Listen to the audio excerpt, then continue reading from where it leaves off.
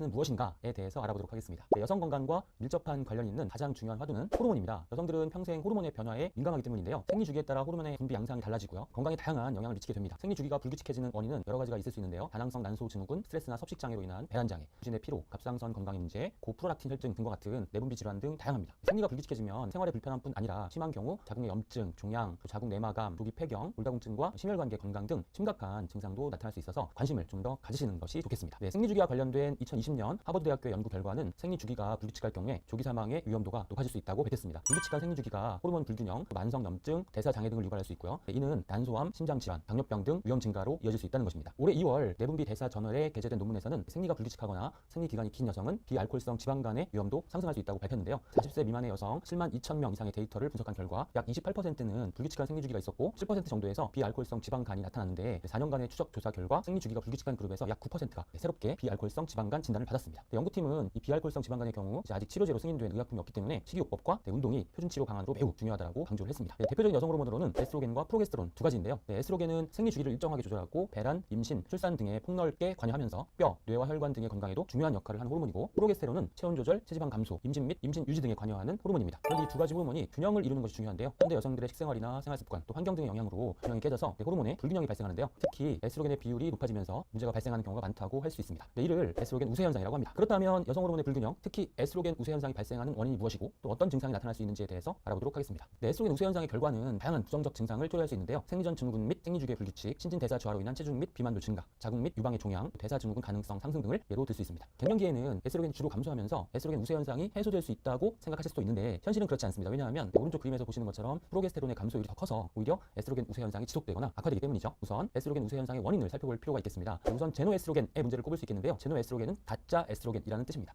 플라스틱, 가공식품, 식품 첨가물, 살충제, 세제, 각종 일회용품 등에 존재하는 환경 호르몬들은 에스트로겐과 화학적 구조가 유사하고 인체 내에서 에스트로겐과 같은 역할과 작용을 하게 되는 것이죠. 그래서 이 환경 호르몬, 즉 독소를 해독하는 디톡스가 중요하다고 할 수 있고요. 만성 피로나 스트레스에 의해서 부신의 기능이 저하되거나 스트레스 호르몬인 코티졸이 증가해도 에스트로겐 우세 현상이 나타날 수 있습니다. 그림에서 보시는 것처럼 코티졸과 프로게스테론은 생합성 경로를 공유하고 있어서 과도한 스트레스로 인한 코티졸의 증가는 프로게스테론의 감소로 이어지고요. 이러한 현상을 코티졸이 도둑질을 한다라는 뜻으로 코티졸 스틸 현상이라고 부르기도 합니다. 에스트로겐 우세 현상이 있어서 간과 장의 건강도 매우 중요합니다. 우리 몸에서 간은 해독을 담당하는 기관이죠. 간 기능이 좋지 않으면 앞서 말씀드렸던 제노에스트로겐을 해독할 수 없겠죠. 그리고 해독이 제대로 되지 않으면 해독 과정의 부산물인 독소용 에스트로겐이 생성되기도 합니다. 이 독소용 에스트로겐 역시 에스트로겐처럼 작용해서 에스트로겐 우세 현상을 더 악화시키죠. 장 건강 역시 중요한데요. 간에서의 해독 과정 이후에 노폐물들은 담낭을 거쳐 배변으로 배출이 되는데 이 노폐물들이 장을 지나면서 제흡수가 된다면 간에서의 해독 작용이 아무런 소용이 없게 됩니다. 간은 제흡수된 노폐물을 또 해독을 해야 하는 그런 악순환이 발생하는 것이죠. 그래서 건강한 장세포에는 노폐물이 제흡수되는 것을 막는 역수송체라는 물질이 존재하는데 장내에 유해균이 많으면 이러한 역수송체가 제 기능을 하지 못하게 됩니다.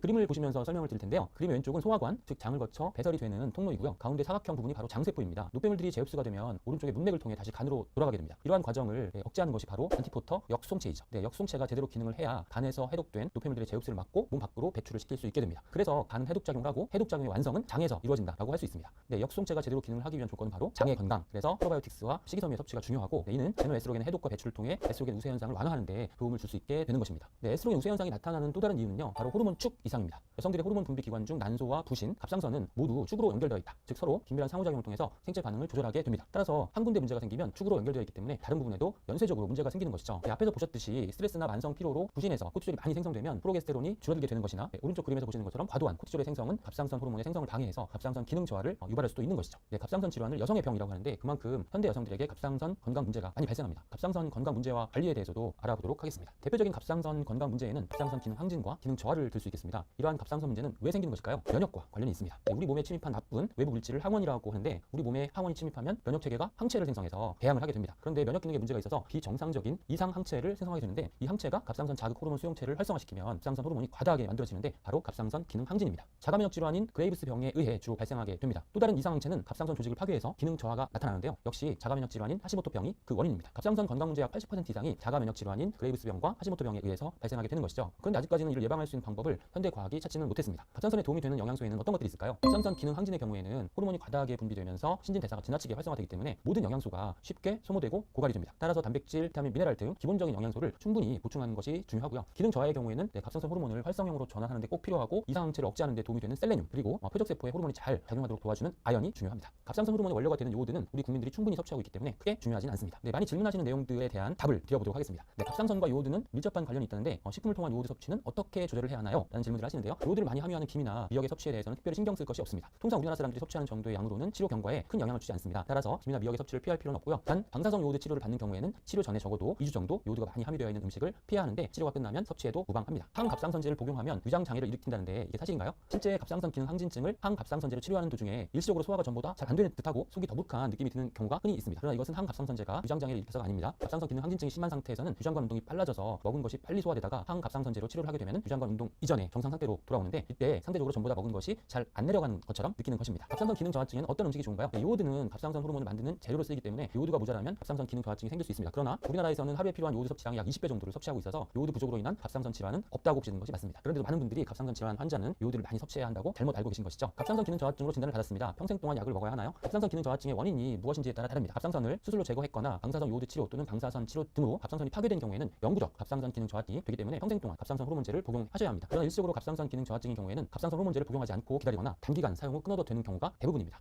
만성 갑상선염의 경우에도 약 반수에서는 갑상선 기능이 정상으로 회복되기 때문에 1년 정도 복용 후 끊어보고 갑상선 기능 검사에서 정상으로 나오면 갑상선 호르몬제를 복용할 필요가 없습니다. 호르몬의 균형을 위해서는 지방산도 중요한데요. 지방산이 세포 내에서 국소 호르몬의 역할을 하기 때문이죠. 아라키돈산 등의 오메가6 지방산은 가공식품에 너무 많이 함유되어 있어서 줄이시는 것이 좋고요. GLA는 감말이놀렌산은 오메가6 지방산이지만 평소에 근원이 되는 식품이 거의 없어서 건강기능식품으로 보충하시는 것이 좋겠습니다. EPA나 DHA도 매우 중요한데 평소에 생선을 충분히 섭취하신다면 좋겠지만 그렇지 못하다면 역시 건강기능식품으로 섭취하는 것이 좋겠습니다. 지방산 중에서는 GLA, EPA, DHA를 충분히 보충하고 가공식품이나 인스턴트 식품 등 편의식을 최대로 줄이시면 건강한 호르몬 상태를 유지하시는 데 도움이 될 수 있겠습니다. 중요한 영양소, 비타민, 미네랄 중에서 아연과 셀레늄이 중요하다고 말씀을 드렸고요. 또 단백질, 또 해독 작용을 위해서 간에 특화된 항산화 영양소인 밀크시슬, 밀크시슬 안에 함유되어 있는 실리마린을 충분하게 보충하시는 것이 좋겠습니다. 해독 작용의 완성은 장에서 이루어진다. 그래서 장 건강을 위해서 프로바이오틱스와 식이섬유 충분히 섭취하시고요. 불포화 지방산인 EPA, DHA, GLA를 골고루 잘 섭취하셔서 호르몬을 건강한 상태로 유지하시는 것이 좋겠습니다.